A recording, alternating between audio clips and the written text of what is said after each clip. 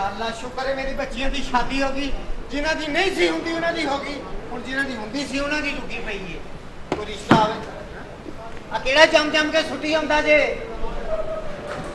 भाईजान आपका तार बेटा अलीजा शेख भोला कपड़े वाला फैसलाबादों टुरिया जनाब ते किवें तशरीफ ले आए अखबार च पढ़िया सी कि तुहाडे घर औरतां दे अंबार लगे ने आखिरी लानत बेटा इंज अलीजा के रिश्ता दस्तयाब सी बरल इत्थे पता लगा जी हां जी ते ओ जनाब अखबार च पढ़िया परसों दा अपना कारोबार छड्ड के परसों दा निकलिया ते हुण पहुंचिया इत्थे रास्ता तो 1.5 घंटे दा हां जी 1.5 घंटे दा रास्ता पुत्र अलीजा ट्रेन दी टिकट लई मैं जेड़े डब्बे च बड़ा रश ही बड़ा अच्छा आखिरी डब्बे तक बड़ा रश मैं फिर आखिरी डब्बे च वड़ के चलाकी कीती रौला पाता और डब्बे च सप ही होए सारियां सवारियां बाहर मैं कल्ला ही बरत चढ़ के सौ गया अच्छा ऐ सवेरे अख खुली मैं एक बंदे नु आखा भाई लाहौर आ गया उन्हें कहा नहीं जी इस डब्बे च सप निकल आया सी डब्बा इत्थे छड्ड गए ने शेख भोला अंकल ने ढिल्ला है नहीं भोला भोला ढिल्ला नहीं भोला ए पर स्टेशन तो उतरे जनाब अच्छा 9 नंबर वैगन च बैठा वैगन भरी हुई सी अच्छा मैं फिर इंज हो गया ਉਹ ਕੈਲੰਡਰ ਨੂੰ ਆਖਿਆ ਕਰਾਇਆ ਉਹ ਕਹਿੰਦਾ ਰਹਿਣ ਦਿਓ ਜੀ ਤੁਹਾਡਾ ਪਿੱਛੋਂ ਹੋ ਰਿਹਾ ਜੀ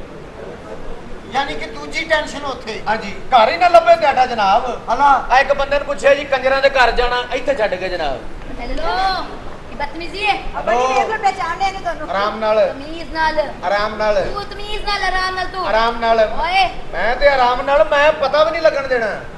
ਪੁੱਤਰ ਮੈਂ ਹਜੇ ਖੜਾ ਤੇ ਮੈਂ ਬੱਚੀ ਦਾ ਪਿਓ ਆ ਕੀ ਬਾਤ ਹੈ ਤੇ ਮੈਂ ਬੰਦਾ ਮਾਰ ਕੇ ਪੁੱਛਣਾ ਕਿ ਇਹਦਾ ਕਸੂਰ ਕੀ ਸੀ ਇਹ ਜੇ ਬੰਦੇ ਸਿੰਧ ਚ ਡਾਕੂ ਹੁੰਦੇ ਪੁੱਛੇ ਨਾ ਕੀ ਕਰਦੇ ਹੋ ਤੇ ਕਿੱਥੇ ਰਹਿੰਦੇ ਹੋ आगो कहते ने बेटा साईं झाड़ियों में रहते हैं गाड़ी माड़ी आती है लूट लेते हैं अल्लाह इज्जत की रोटी दे देता है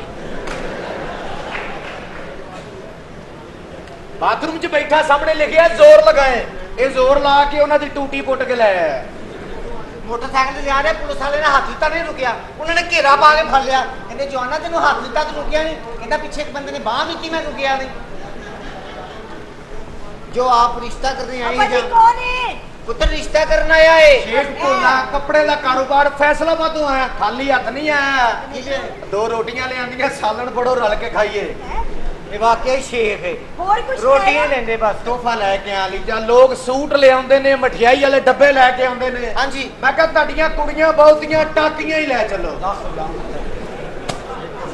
चौकर अन्नी दिया इत्थे वर्कशॉप है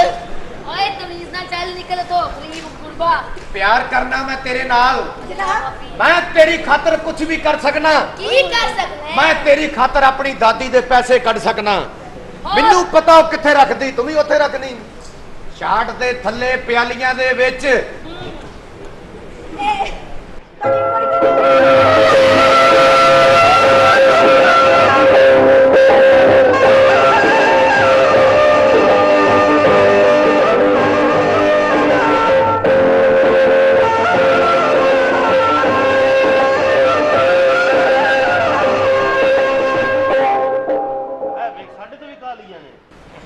ਸੰਤੇ ਆ ਲੈਂਦੇ ਹੋ ਲਾਲਾ ਹਾਂਜੀ ਐਸੇ ਨਾ ਲਾ ਦੇ ਕਿਉਂ ਪੁੱਤਰ ਤੂੰ ਇੰਜ ਲੱਗ ਰਿਹਾ ਜਿਵੇਂ ਕੁੱਤਾ ਸੇਵੀਆਂ ਖਾਣ ਡਿਆ ਖਾ ਰਹੇ ਨਾ ਹਾਂ ਖਾਣ ਦੇ ਮੈਨੂੰ ਮੇਰੀਆਂ ਤਾਂ ਮੁੱਕ ਗਈਆਂ ਨਾ ਮੁੱਕ ਗਈਆਂ ਮੇਰਾ ਦੋਸਤੋ ਜੀ ਬਾਈ ਜੀ ਇਹ ਬੱਚੀਆਂ ਜਿਹੜੀਆਂ ਤੁਸੀਂ ਲੈ ਚੱਲੇ ਹੋ ਬੜੀਆਂ ਨੇਕ ਨੇ ਤੇ ਅਸੀਂ ਤੁਹਾਨੂੰ ਕੋਈ ਜ਼ਿਆਦਾ ਜੇਜ਼ ਨਹੀਂ ਦੇ ਸਕੇ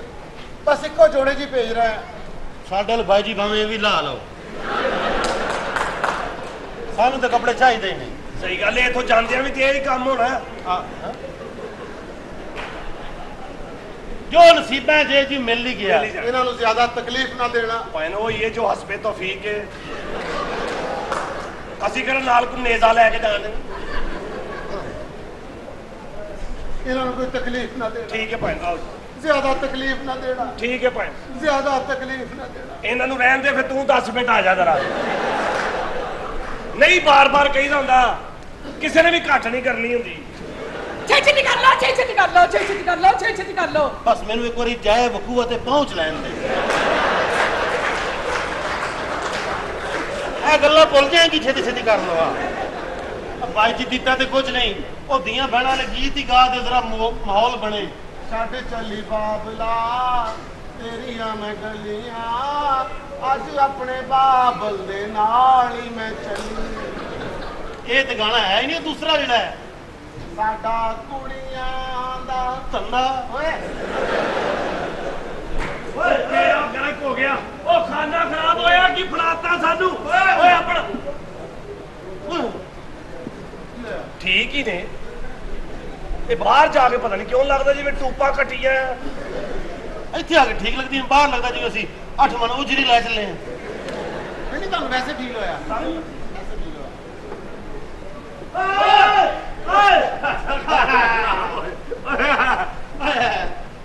ਨਹੀਂ ਸਹੀ ਨੇ ਬਾਹਰ ਜਾ ਕੇ ਪਤਾ ਨਹੀਂ ਕਿਉਂ ਫਿਫਰੇ ਜੇ ਲੱਗਣ ਲੱਗ ਪਏ ਸਾਨੂੰ ਇੱਥੇ ਆ ਕੇ ਲੱਗਦਾ ਕਿ ਜਿਵੇਂ ਰੋਈਨਾ ਟੰਡਨ ਨੇ ਮੇਰੇ ਬਾਹਰ ਸਿਰਫ ਟੰਟਨ ਨੇ ਮੇਰੇ ਲਈ ਤੇ ਲੱਗ ਰਹੀ ਸੀ ਨਖੱਤੀ ਅਗਨੀ ਹੋਤਰੀ ਅੱਲਾ ਵਾਰ ਸਿੰਘ ਜੋ ਵੀ ਹੈ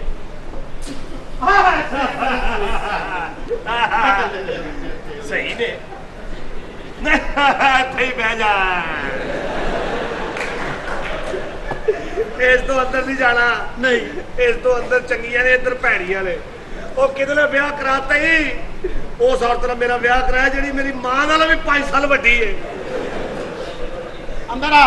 ਮੈਂ ਨਹੀਂ ਅੰਦਰ ਆਣਾ ਤੂੰ ਨਹੀਂ ਨਾ ਅੰਦਰ ਜਾਣਾ